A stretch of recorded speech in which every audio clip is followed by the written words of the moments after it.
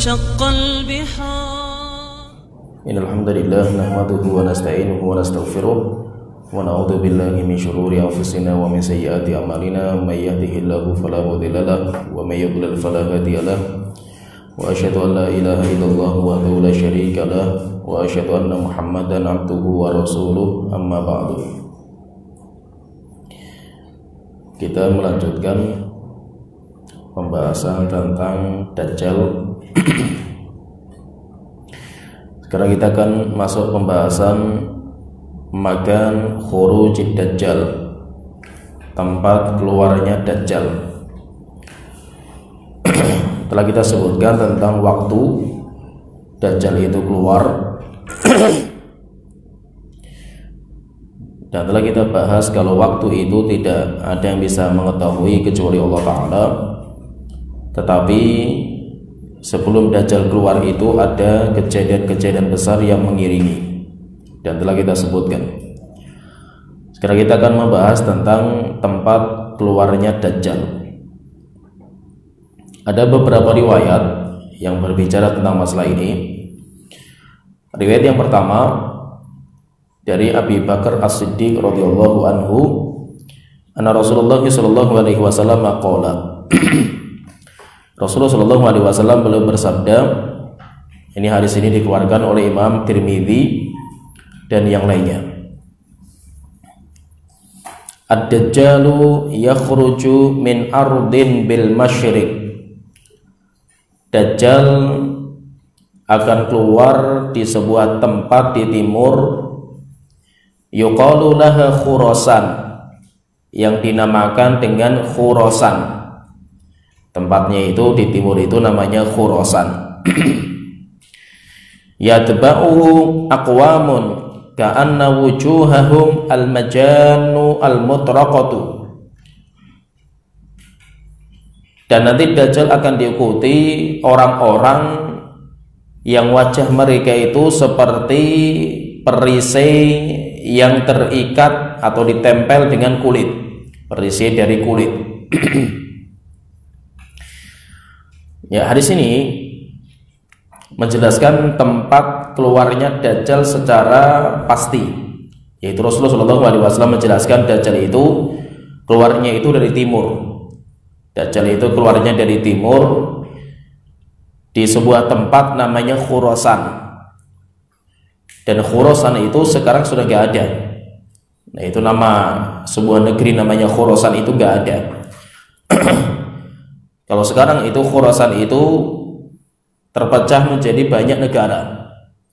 Jadi kalau Khurasan itu daratan yang sangat luas sekali, mencakup timur Iran, kemudian masuk juga Afghanistan, demikian juga negara-negara Islam yang dulu masuk ke Uni Soviet seperti Uzbekistan, Tajikistan dan yang lainnya. Berarti dataran yang luas sekali. Khurasan dinamakan dengan Khurasan. Kalau dulu dikenal dengan istilah namanya Mawara an-Nahr. Mawara an-Nahr sampai Buldan Irak. Jadi dari situ sampai ke Irak itu Khurasan. Nah, jadi Khurasan ini tempat di mana Rasulullah SAW menyebutkan di situ Dajjal itu akan keluar. Keluarnya itu dari situ. Tetapi ada hadis yang lain, Rasulullah SAW menyebutkan nama juga, sebuah tempat juga dikeluarkan oleh Imam Muslim.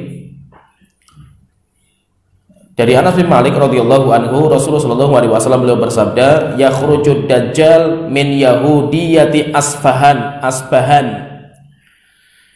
Dajjal itu akan keluar dari Yahudi Asbahan. Ini nama tempat juga namanya Asbahan. Ma'ahu sab'una alfan minal Yahud. Dan Dajjal itu nanti bersamanya 70.000 Yahudi. Dajjal itu ketika keluar nanti akan diikuti 70.000 Yahudi. Pasukan Dajjal itu 70.000 Yahudi. Alaihimut tijan. Dan orang-orang Yahudi itu memiliki tijan, memiliki mahkota. Kalau itu jelas sekali menunjukkan nama tempatnya, yaitu nama tempatnya itu Asbahan. Dan di mana Asbahan ini? Asbahan itu di Iran, sebuah tempat sebelah ibu kota Iran, Tehran. Ibu kota Iran itu Tehran. Nah, itu sebelahnya berbatasan dengan ibu kota Iran. Itu ada tempat namanya Asbahan. Dan Rasulullah SAW menjelaskan di sini, nanti ketika Dajjal itu keluar di situ di kalangan Yahudi Asbahan, maka Dajjal itu akan diikuti, dibela atau menjadi prajurit Dajjal itu 70.000 dari kalangan Yahudi Asbahan. Dan juga ada sebuah riwayat Rasulullah SAW menjelaskan bahwa Dajjal itu keluarnya dari masyrik, dari timur. Rasulullah itu mengisyaratkan dari timur. Kalau timur itu luas dan timur itu timurnya Madinah, karena Rasulullah SAW itu bersabda di Madinah. Itu sebuah riwayat yang sahih dikeluarkan oleh Imam Muslim, hadis panjang tentang cerita Jasasah yang telah kita sebutkan, yaitu hadis dari Tamim Ad-Dari. Di akhir cerita itu Rasulullah SAW itu mengatakan, ala innahu fi bahri Syam, ketahuilah bahwasanya Dajjal itu di laut Syam, au bahril Yaman, atau di laut Yaman, la bal min qibalil masyriq, tidak, yaitu tidak di laut Syam, tidak di laut Yaman. Setelah itu Rasulullah mengatakan, tetapi Dajjal itu dari arah timur. Ma huwa min qibali Syam, dia itu dari arah timur. Rasulullah menyebutkan sampai 3 kali. Wa au ma'a biyadihi ilal masyriq. Setelah itu Rasulullah SAW itu mengisyaratkan dengan jari beliau ke timur. Yaitu berarti menunjukkan Rasulullah SAW itu keluarnya dari timur. Dari hadis yang lain dikeluarkan oleh Imam Ibnu Hibban dan yang lainnya dari Abu Hurairah radhiyallahu anhu, Rasulullah SAW bersabda, yakhrujud dajjal min hahuna wa asyara nahwal masyriq. Dajjal itu keluarnya dari sini, yaitu dari sini itu sekalian Rasulullah SAW mengisyaratkan ke timur. Dajjal itu keluarnya dari sini, yaitu dari timur Madinah. Nah, di sini kalau kita perhatikan berarti ada juga riwayat. Ini saya sebutkan riwayatnya, nanti berarti kita mendapatkan banyak riwayat. Terus bagaimana cara menggabungkan? Ada riwayat juga dikeluarkan oleh Imam Muslim juga dari Nawas bin Sam'an radhiyallahu anhu, qala Rasulullah sallallahu alaihi wasallam, Rasulullah SAW bersabda tentang Dajjal. Maka Rasulullah mengatakan, innahu kharijun khullatan baina Syami wal Iraq. Dajjal itu keluar di antara Syam dan Irak. Dajjal itu keluar antara Syam dan Irak. Fa'atha yaminan wa'atha shimalan. Maka Dajjal itu berjalan ke timur, berjalan ke kanan, berjalan ke kiri. Ya ibadallahi fathbutu. Rasulullah SAW mengatakan, wahai hamba Allah, tegarlah kalian, kokohlah kalian di atas agama kalian. Nah, berarti kalau kita perhatikan ini ada beberapa riwayat yang menjelaskan tentang keluarnya Dajjal. Dajjal itu keluarnya di mana? Ada riwayat yang menjelaskan Dajjal itu keluarnya di Khurasan. Kalau Khurasan itu tempat yang besar sekali, yaitu umum. Ada juga Rasulullah menyebutkan Dajjal itu keluarnya itu di Asbahan. Kalau Asbahan itu jelas tempat kecil berada di tengah Iran. Dan itu nanti ketika kumpulan Yahudi di tempat itu 70.000. Ketika komunitas Yahudi itu jumlahnya 70.000. Demikian juga Rasulullah itu mengisyaratkan bahwa Dajjal itu keluarnya itu dari timur. Dan nanti Imam Ibnu Hibban ketika menjelaskan hadis ini beliau mengatakan, berarti kalau timurnya Madinah itu berarti Bahrain. Berarti Bahrain, yaitu berarti Dajjal itu maksudnya jazirahnya, pulaunya Dajjal itu di Bahrain, pulau-pulau Bahrain. Ada juga riwayat Dajjal itu keluarnya khullatan baina Syami wal Iraq, di tengah-tengah antara Syam dan Irak. Nah, dalam menggabungkan masalah ini, menggabungkan beberapa riwayat ini, Al-Imam Ibnu Hibban, saya sebutkan ucapan beliau ketika tadi menyebutkan hadis tadi, hadis Dajjal itu keluarnya itu dari timur.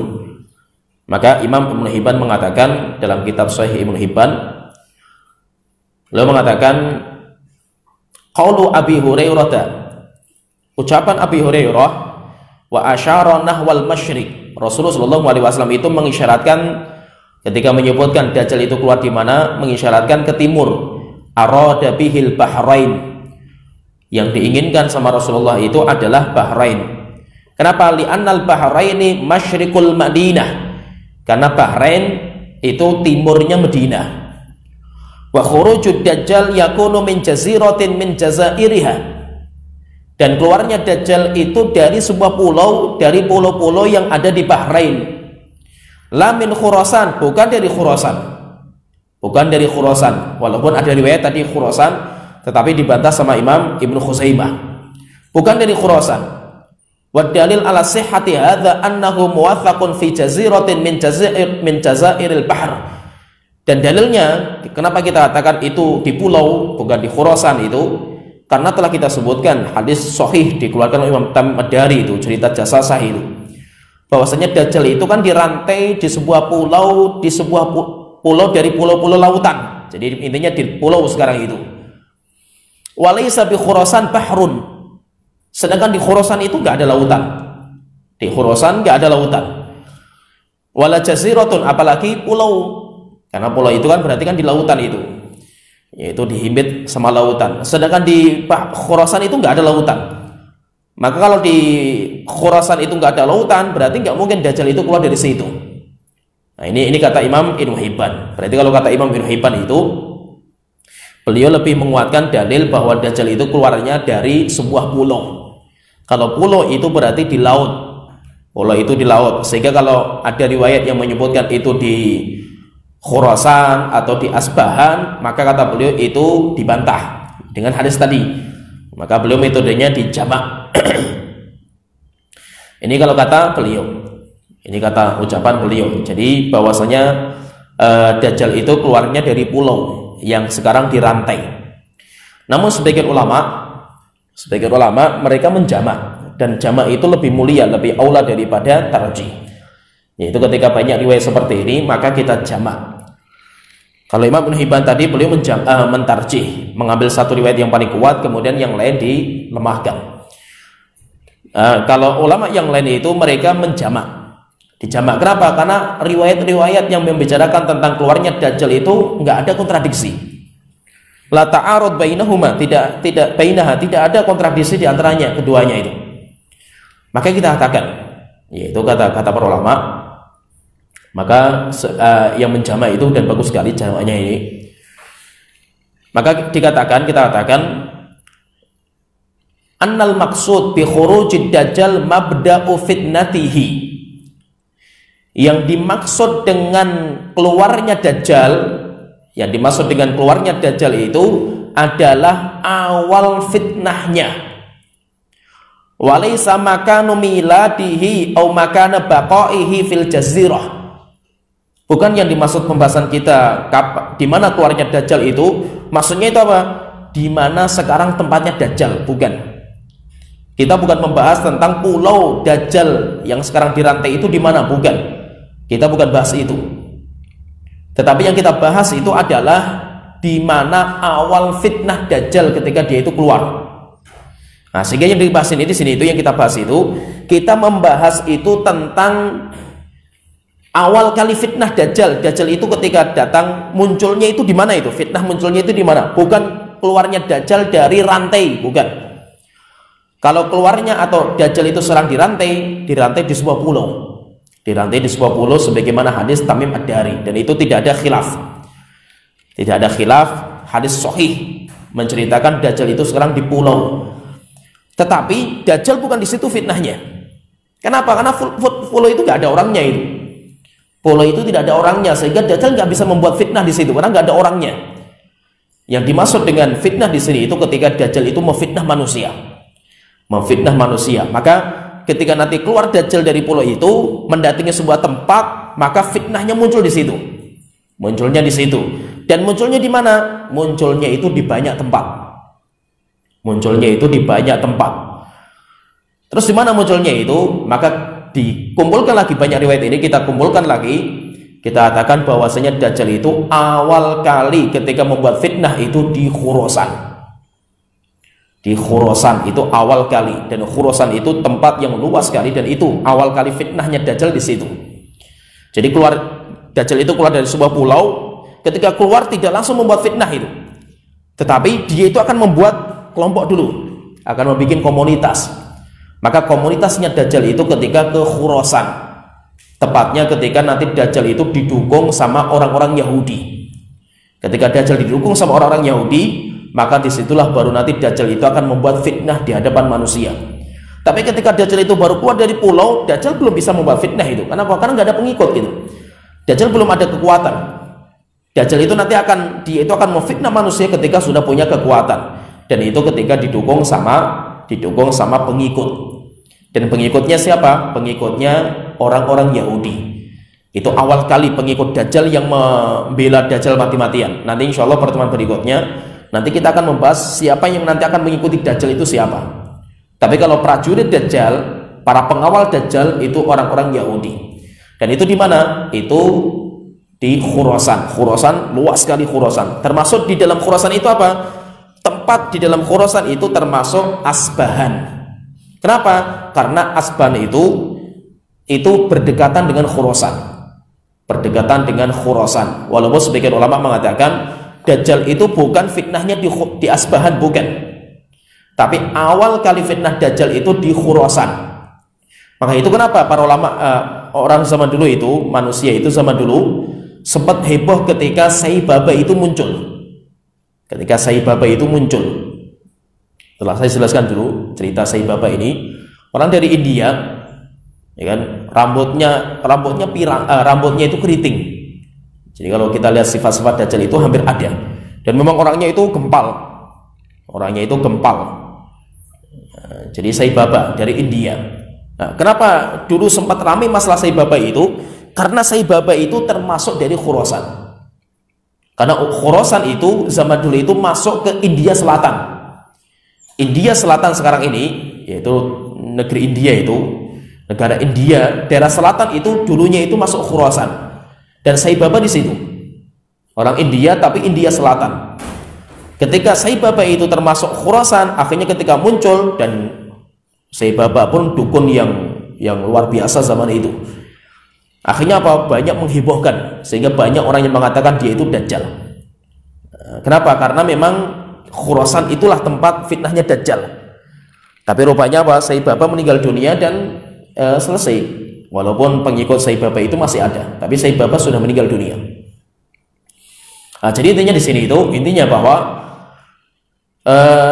kita gabungkan semua riwayat di sini bahwa fitnah Dajjal itu nanti awal kali munculnya itu dari Khurasan.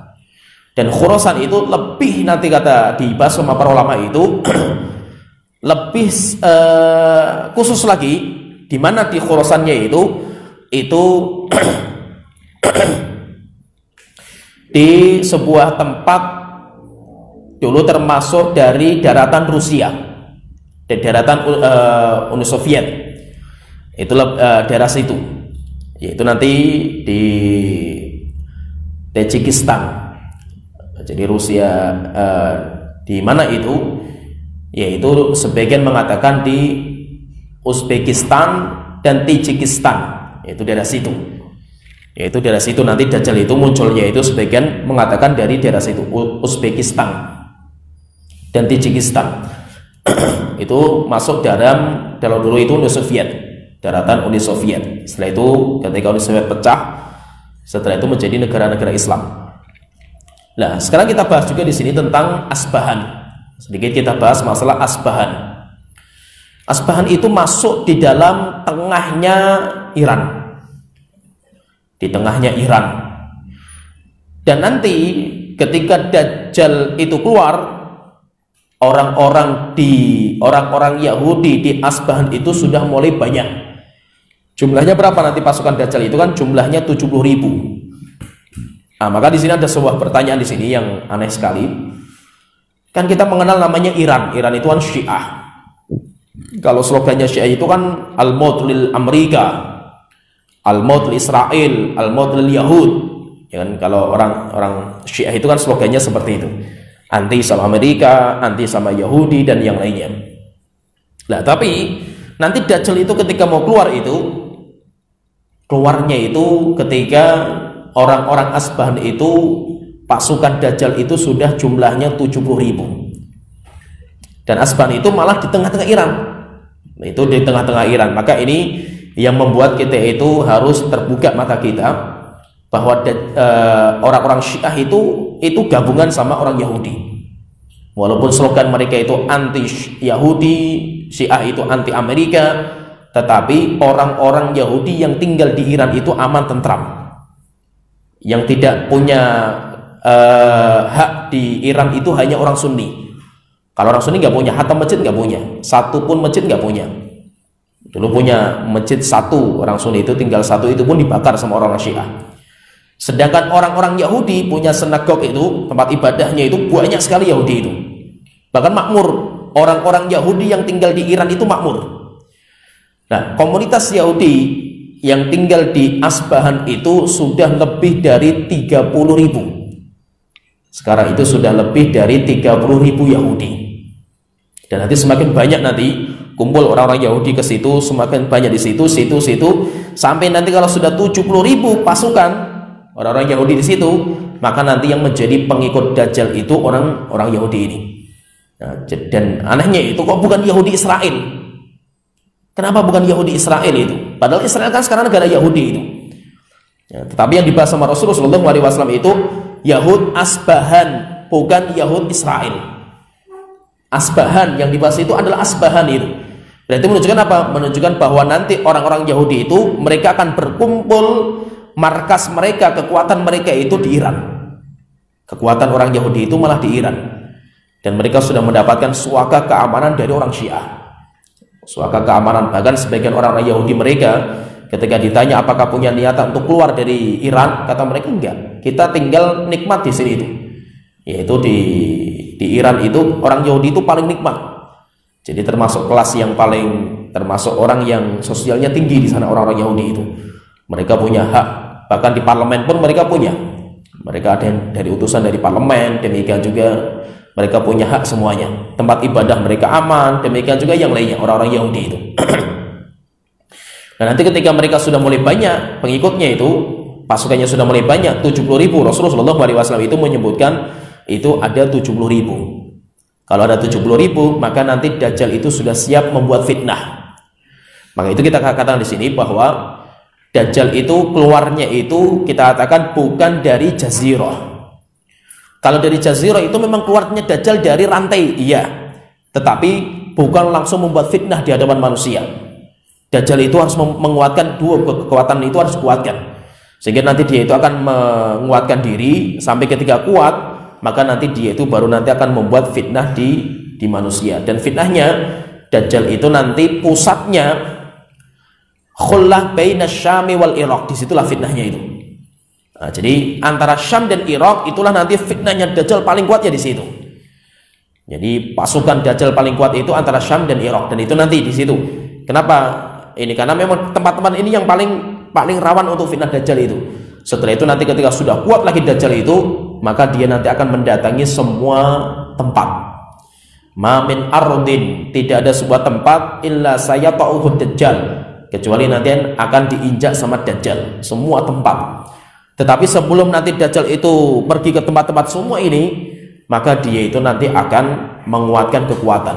Kekuatannya di mana? Baina Syami wal Iraq, antara Syam dan Irak itu kekuatannya. Dan awal kali munculnya Dajjal, kekuatan pertama itu di Khurasan.